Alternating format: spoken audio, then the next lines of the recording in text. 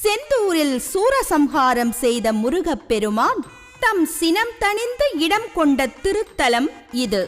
அதனாலேயே திருத்தணி என்று பெயர் கொண்டதாக சொல்வார்கள். தனக்காகவே தவமிருந்த வள்ளியை எம்பெருமான் தேடிச் சென்று மணந்த சிறப்பு இத்தலத்துக்கே உரியது. திருமுருகன் மீது வள்ளி கொண்டிருந்த பக்தியும் வள்ளி பிராட்டியின் மேல் முருகன் கொண்டிருந்த நேசமும் என்னை போன்றே பிரம்மாண்டமானது என்று உணர்த்துவது போலவே கம்பீரமாக துலங்குகிறது திருத்தணிகை மலை. இந்த திருத்தணிகை பெருமானை செங்கழுநீர் மலர் மருவிய குருபரன் என போற்றுகிறார் அருணகிரிநாதர். 3 வேளையிலும் மலர்ந்திருக்கும் வண்ணம் செங்கழுநீர் கொடியினை இங்குள்ள சுனையில் சேர்த்திருக்கிறேன்.